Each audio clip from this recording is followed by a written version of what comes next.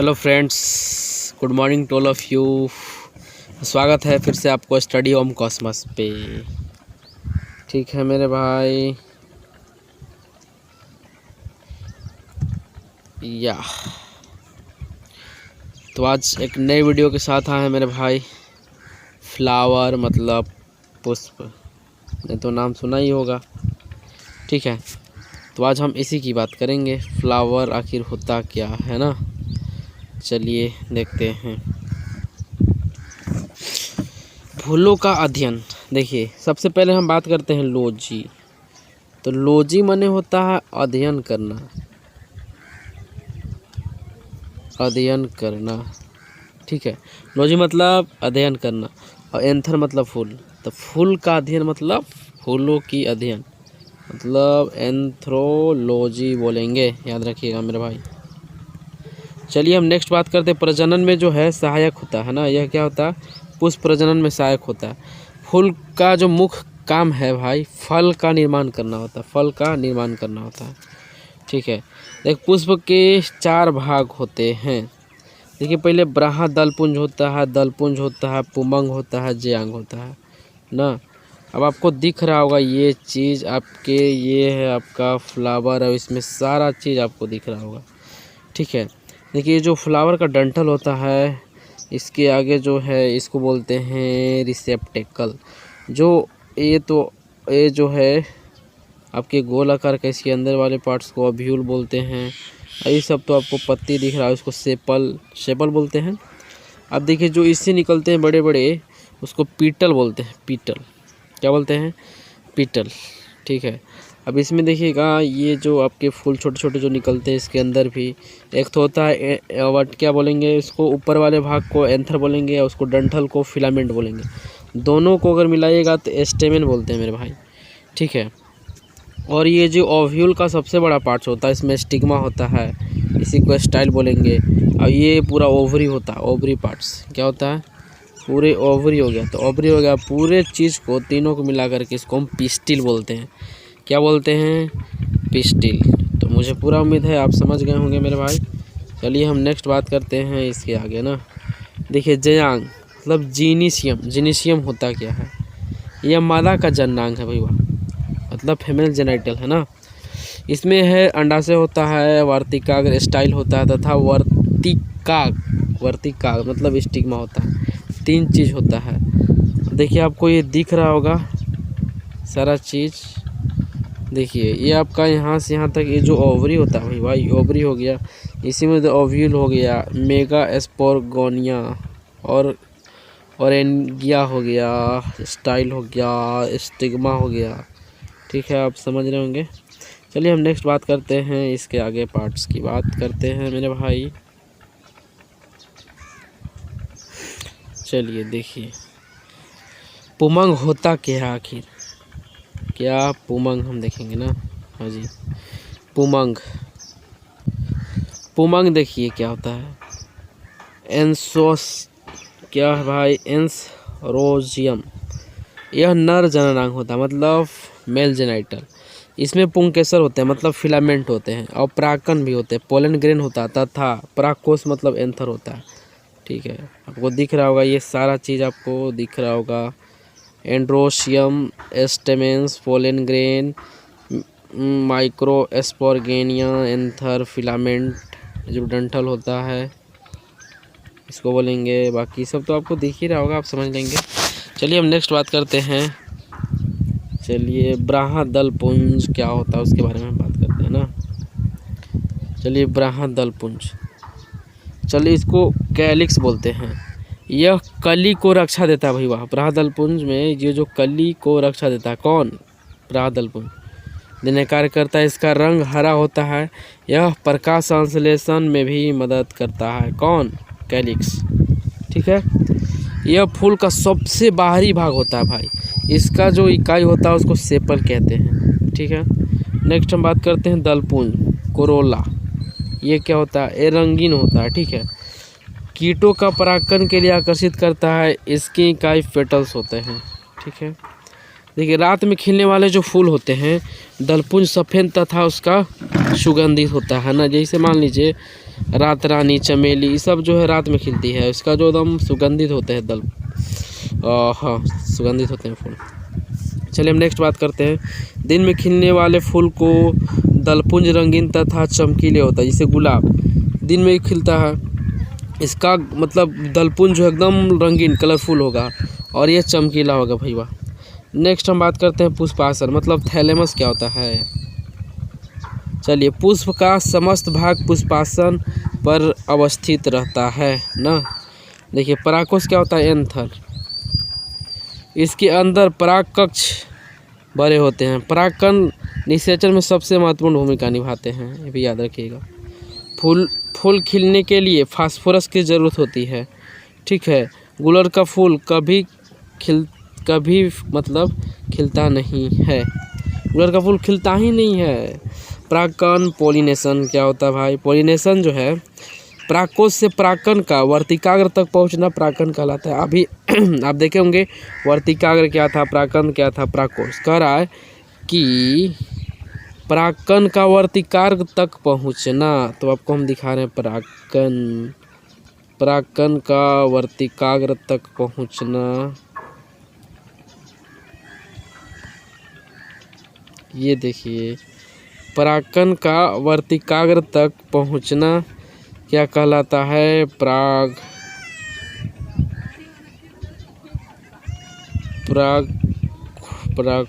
क्या था, पराग। ये देखिए आपका ये प्रोसेस है, परागकोश को जो है परागकण से वर्तिकाग्र में देखिए पहुंच रहा है ना, इसी को हम लोग बोलेंगे परागकण, पोलिनेशन। चलिए हम आगे बात करते हैं।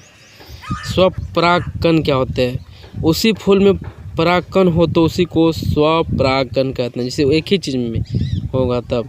देखिए पर परागण क्या होता है, जब परागकण किसी दूसरे माध्यम से होता है तो क्या होता है, पर परागकण, क्रॉस पोलिनेशन कहा जाता है ना, ठीक है। और परागकण जितना दूर से होगा फल उतना ही अच्छा होगा। जैसे परागकण होता है कभी कभी कि कीट पतंग जो होते हैं दूसरे फ्लावर का इसमें ला करके यर्स छोड़ देते हैं, जिसके कारण जो होता है वो अच्छा होता है, बाकी उसी में होता है तो अच्छा नहीं होता। देखिए परागकण के विभिन्न नाम हैं भैया। कीट द्वारा परागकण एंटोमोनोफिली बोलते हैं, वायु द्वारा परागकण एनिमोमोफिली बोलते हैं, जल द्वारा परागकण जो होता है हाइड्रोफिली बोलते हैं, ऋतु द्वारा परागकण जूफिली बोलते हैं, चमगादड़ द्वारा जो परागकण होता है कैरेक्टरोफिली बोलते हैं, इसको याद रखिएगा ना।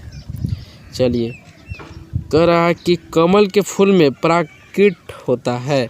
सबसे बड़ा फूल जो है रेफ्लेसिया में परागकण हाथी द्वारा होता है। देखिए रेफ्लेसिया एक बड़ा फूल है जिसका जो पॉलिनेशन होता है वो हाथी करता है, ठीक है। सबसे छोटा फूल जो है ओल्फिया है, उसका परागकण जो होता है हवा के द्वारा, हवा बहेगा, एयर्स इधर उधर होंगे और वो चला जाएगा, फिर हो जाएगा परागकण, पॉलिनेशन हो जाता है, मैटिंग। अब देखिए ये पौधे में मतलब क्या बोलते हैं उसको, फर्टिलाइजेशन होता है, इसका प्रोसेस क्या है इसके बारे में भी समझते हैं।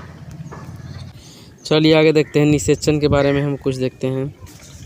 देखिए भाई परागकण का अंडा से मिल जाना ही क्या कहलाता है, निषेचन कहलाता है। निषेचन की क्रिया जो अंडाशय में होती है, और निषेचन जो है अनिषेचन के बाद फल का निर्माण, निषेचन के बाद फल का निर्माण आरंभ हो जाता है और परिपक्व अंडाशय की फल का निर्माण कर लेता है। देखिए अंडाशय की बाहरी दीवार जो होता है फल भित्ति मतलब अलका का निर्माण करता है। अंडाशय के अंदर पहले उपस्थित बीजांड मतलब ओव्यूल बीज का निर्माण करते हैं ना। अब चलिए इसमें आपको दिख रहा होगा ये चीज़, सारा चीज़ कैसे कैसे ये हो रहा है, इसी में होता है निषेचन का प्रोसेस, ठीक है। चलिए आगे हम देखते हैं भाई इसके जो परिणाम स्वरूप आगे जो भी कार्य होते हैं जैसे भी होते हैं उसकी बात करते हैं। परागकण के मतलब फलस्वरूप जो 2 परागकण अंडाशय में पहुंचते हैं, 2 आते हैं, ठीक है। जबकि अंडाशय में पहले से ही 3 अंडे क्या होते रहते हैं, अंडाशय पहले से 3 अंडे रहेंगे और परागकण 2 आएंगे। अब देखिए एक परागकण एक अंडा से क्रिया कर युग्मक मतलब जाइगोट बना देता है और यही युग्मज भ्रूण मतलब एम्ब्रायो का निर्माण करता है और भ्रूण का फल बन जाता है।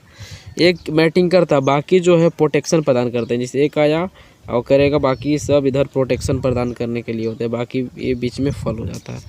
ठीक है, नेक्स्ट मैं बात करूँ, अंडाशय में बचा हुआ 2 अंडा एक परागकण मिलकर भ्रूणकोश मतलब एंडोस्पर्म का निर्माण कर लेता है। यह जो है भ्रूणकोश भ्रूण को भोजन देने का कार्य करता है। बचा हुआ जो अंडा भी जस्ट बताया ना आपको कि परागकण में मिलकर भ्रूणकोश मतलब एंडोस्पर्म का निर्माण कर लेता है, या भ्रूणकोश भ्रूण को भोजन देने में कार्य करता है, याद रखिएगा। निषेचन की क्रिया के बाद जो होता है भाई, फूल के सभी बाहरी अवयव झड़ कर गिरने लगते हैं। ठीक है, अब देखते हैं, परागकण को नर युग्मक मतलब मेल गैमेट तथा अंडा को मादा गैमेट कहते हैं। चलिए, गैमेट अगुणित, ठीक है, मतलब 1 in होता है। मतलब देखिए, एक होता है डाई हैप्लॉइड, एक हैप्लॉइड होता है। जब मिल मैटिंग कर जाता है तो उसको क्या बोलते हैं, हैप्लॉइड। नहीं मिला है तो हैप्लॉइड बोलेंगे, मिल जाएगा तो डाई हैप्लॉइड हो जाएगा। देखिए, युग्मक जाइगोट तथा फूल भ्रूण इम्ब्रॉयड ये दोनों ही द्विगुणित होते हैं ना, याद रखिएगा। जाइगोट क्या होते हैं यार, जब तक से डाइप्लॉइड नहीं होगा कैसे होगा। ठीक है, भ्रूणकोश मतलब एंडोस्पर्म त्रिगुणित होते हैं, ट्राइप्लॉइड होते हैं। ठीक है, जैसे अभी 3 ठो था ना जी अंडा, उसमें से 2 प्रोटेक्शन प्रदान करता है, एक मिलता है मैटिंग करता है परागकण से, इसके बाद फल उल का निर्माण करता है जो भी। ठीक है, आप बेहतरीन तरीका से समझ गए होंगे। जो भी डाउट होगा कमेंट में पूछ लीजिएगा ना भाई, वो बता देंगे। चलिए हम नेक्स्ट बात करते हैं फ्रूट फल क्या होता है इसके बारे में देखते हैं। चलिए, फल मतलब फ्रूट परिपक्व अंडाशय फल का निर्माण करता है। फलों को जो अध्ययन है उसको कार्पोलॉजी या पोमोलॉजी कहते हैं। लॉजी मतलब अध्ययन करना, लॉजी मतलब अध्ययन, पोमो मतलब फल और लॉजी मतलब अध्ययन करना। फलों का अध्ययन करना पोमोलॉजी, और कार्पोलॉजी मतलब फल का अध्ययन करना। नेक्स्ट हम बात करते हैं भैया, निषेचन के आधार पर फल का प्रकार कितने होते हैं। देखिए, 3 प्रकार के भाई फल में होते हैं। पहले सत्य फल जिसको ट्रू फ्रूट कहते हैं, असत्य फल जिसको फॉल्स फ्रूट कहते हैं, और अनिषेच्य फल मतलब पार्थेनोकार्पी कहते हैं इसको। अब देख, आपको इसमें दिख रहा होगा भाई, ये देखिए आपको, ये देखिए आपका एंडोकार्प है, फिर सीड है, फिर मेसोकार्पो बोलते हैं, फिर एपिकार बोलते हैं। जो सबसे किनारे मतलब मान लीजिए कोई भी फ्रूट है, जो सबसे ऊपर वाले लेयर जो स्किन होते हैं इसको एपिकार बोलते हैं, उसके मिडिल वाले पार्ट को बोलते हैं मेसोकार्प, बीच में तो सीड होता है हर कोई जानता है, उससे भी अंदर जो होता है एंडोकार्प होता है। ठीक है भाई, बीच में सबसे अंदर क्या होगा, सीड होगा, एंडोकार्प के अंदर सीड होता है मतलब बीज होता है। अब देखिए, सत्य फल मतलब ट्रू फ्रूट है क्या, इसके बारे में हम लोग देखते हैं भाई। देखिए, वैसा फल जिसमें क्या होता है, निषेचन अंडाशय में ही होता है, उसी को हम लोग ट्रू फल कहेंगे। जैसे में आम में, लीची में, जामुन में कहाँ होता है निषेचन, अंदर होता है भैया। असत्य फल फॉल्स फ्रूट किसको कहेंगे, वैसा फल जिसका निषेचन अंडाशय में ना होकर क्या थैलेमस में होता हो, ऐसे असत्य फल कहते हैं। जैसे सेब हो गया, नाशपाती हो गया, एटसेट्रा। इस फलों को कुट फल या आभासी फल कहते हैं। अनिषेचन फल पार्थेनोकार्पी क्या होता है, वैसा फल जिसमें निषेचन न हो, परागकण से ही मतलब फल बन जाता है, उसे अनिषेचक फल कहते हैं। जैसे अंगूर, केला में इसमें निषेचन नहीं होता, डायरेक्ट मतलब क्या होता है, उसी में परागकण से ही बन जाता है, उसी को हम लोग अनिषेच फल कहेंगे। देखिए, निर्माण के आधार पर फलों का जो प्रकार है इस प्रकार है, आप देख रहे होंगे। देखिए, साधारण या सरल फल किसको बोलेंगे, सिंपल फ्रूट हम बोलते हैं किसको, इसके बारे में हम चर्चा करते हैं भाई। देखिए, जब एक फूल जो है फल का निर्माण करता है तो उसे हम लोग साधारण फल कहते हैं। जैसे आम हो गया, जामुन हो गया, बादाम हो गया, धान हो गया, गेहूँ एटसेट्रा। ये क्या करता है कि एक फल का निर्माण करता है, एक फूल में एक ही फल का निर्माण करता है, ज़्यादा नहीं होता, इसी को साधारण बोलेंगे। अब सिंपल है यार चीज़, जैसे आम हो गया, जामुन, ये सब तो नॉर्मल हो गया। देखिए, अब हम बात करते हैं समूह या संयुक्त फल किसको कहेंगे, जब एक ही फल में कई फल बन जाते हैं। ठीक है, किंतु ये आपस में जुड़े रहते हैं, मतलब उसी में जुड़ल है, बन तो गया पर जुड़ा हुआ है, तो उसे हम क्या कहेंगे, समूह या संयुक्त फल कहते हैं। जैसे रसबड़ी, शरीफा, स्ट्रॉबेरी, मदार, धतूरा, ये सब होते हैं। अब मान लीजिए संग्रथित फल मतलब मल्टीपल फ्रूट किसको बोलेंगे, ये बात करते हैं। जब कभी फल के निर्माण में क्या होता है, वराह, दल, पुंज, पुष्पासन, अंडाशय और सभी क्या मतलब भाग ले लेते हैं तो उसे संग्रहित फल कहते हैं। जैसे कटहल हो गया, अनाम हो गया, सहतूत हो गया, गुलदार एटसेट्रा, है ना। चलिए हम नेक्स्ट बात करते हैं भाई बाबा, फलों के भाग, पार्ट्स ऑफ फ्रूट। देखिए फलों के आंतरिक भाग को फल भीति या पेरिकार्प कहते हैं। 3 भाग में होता है भाई ये। देखिए सबसे पहले होता है एपिकार्प, छिलकवा जो होता है, अभी जस्ट हम बताएं तो वो ये आपका सिंपल चीज़ है भाई, छिलका। एपिकार्प, एपिकॉर्प बोलेंगे, ब्राहा फल भित्ति, ठीक है। नेक्स्ट हम बात करते हैं मध्य फल, किसको बोलेंगे, मेजोकॉर्प। यह फलों के सबसे बीच का भाग होता है, यह फलों के सर्वाधिक क्षेत्र पर होता है। आंतरिक फल किसको कहेंगे, एंडोकॉर्प, या गुठली का से सटा होता है। जैसे हम अभी आपको दिखाए थे भाई, ये देखिए आपका सबसे जो स्किन है सबसे, उसको एपिकार्प बोलेंगे। उसके अंदर जो पार्ट जाते हैं जो हम लोग खाते हैं उसको मेसोकार्प कहते हैं। इसके बाद उससे अंदर जो होता है, जो सीड से सटा हुआ होता है, इसको एडोकार्प बोलते हैं। इसके बाद सीड होता है। तो ये चीज़ तो आप जान गए होंगे मेरे भाई, ठीक है। नेक्स्ट हम बात करते हैं, देखिए सूखा फल किसको, ड्राई फ्रूट। वैसा फल जिसमें क्या होता है, वैसा फल जिसमें क्या होता है भाई, फल भीति की 3 परतें अलग अलग नहीं रहती है, बल्कि एक ही से जुड़ी हुई रहती है। इसे ड्राई फ्रूट्स कहते हैं। जिसे मेवा, मतलब उसमें लेयर नहीं रहेगा, बस एक टुकड़ा ही जैसा रहेगा, ठीक है। इसे मांसल फल की, फ्लैशी फ्रूट किसे कहेंगे, वैसा फल जिसमें, जैसे मान लीजिए फल भीति की 3 परतें अलग अलग स्पष्ट दिखाई देती है, इसे मांसल फ्रूट कहते हैं। जैसे आम हो गया, जामुन हो गया, एटसेट्रा। अगर मान लीजिए ग्रेप्स हो गया, तो ग्रेप्स जो है वो आज आपका फ्लैशी फ्रूट में, जब उसी को हम लोग ड्राई कर देते हैं, सूख जाता है, किशमिश बन जाता है, तो क्या बन जाता है, ड्राई फ्रूट्स बन जाता है। चलिए मांसल फलों की कई प्रकार बांटे गए हैं। देखिए ऑस्टिल मतलब ड्रॉप, ये क्या होता है, वैसा फल जिसका मध्य फल भीति बहुत बड़ा होता है, अर्थात फल का बीज बड़ा हो, उसको क्या कहेंगे, आम या जामुन, बैर, ये सब हो गया।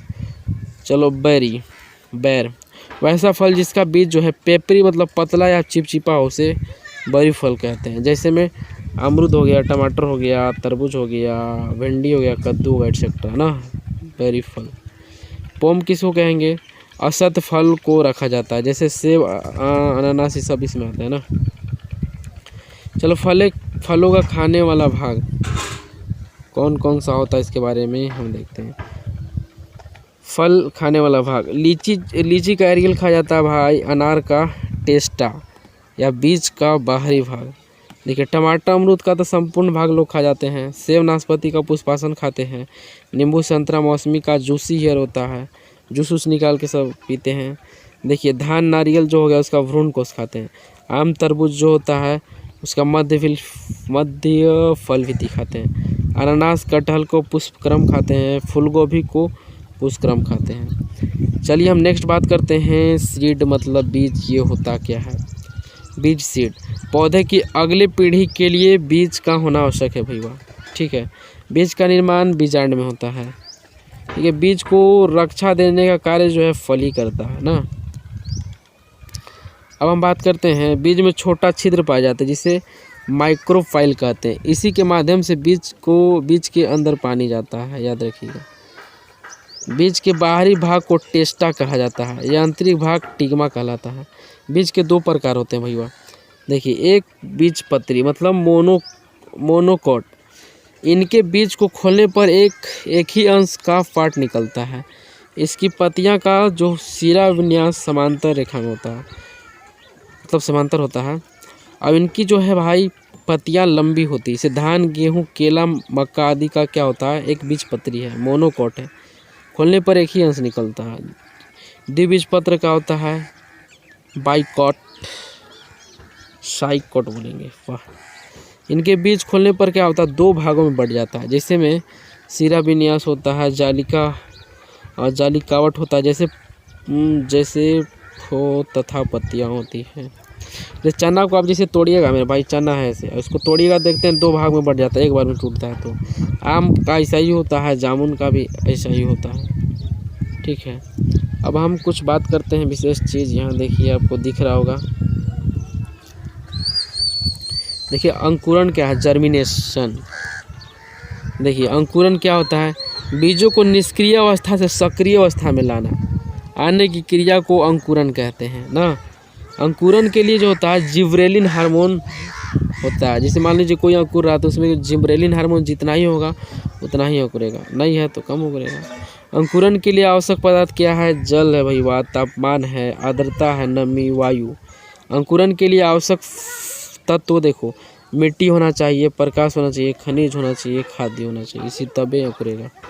अब देखिए हम बात करते हैं नोट, बैंगन, टमाटर, मिर्ची को अंकुरण के लिए सूर्य का प्रकाश बहुत आवश्यक है, नहीं तो ये नहीं अंकुरेगा। मतलब अच्छा तरीक़ा से इसमें फल से सब नहीं लगेंगे, इसलिए ये करना बहुत ज़रूरी है। तो मेन हुआ यहाँ पे जिब्रेलिन हार्मोन बहुत इंपॉर्टेंट रोल अदा करता है इसमें। ठीक है मेरे भाई, इस तरीक़ा से वीडियो आपका समाप्त हुआ। तो इसी तरीक़ा से आप वीडियो पाने के लिए इस चैनल को लाइक करें, सब्सक्राइब करें और शेयर करें और बेल आइकन को भी प्रेस करें ताकि आपको नोटिफिकेशन मिल सके मेरे भाई।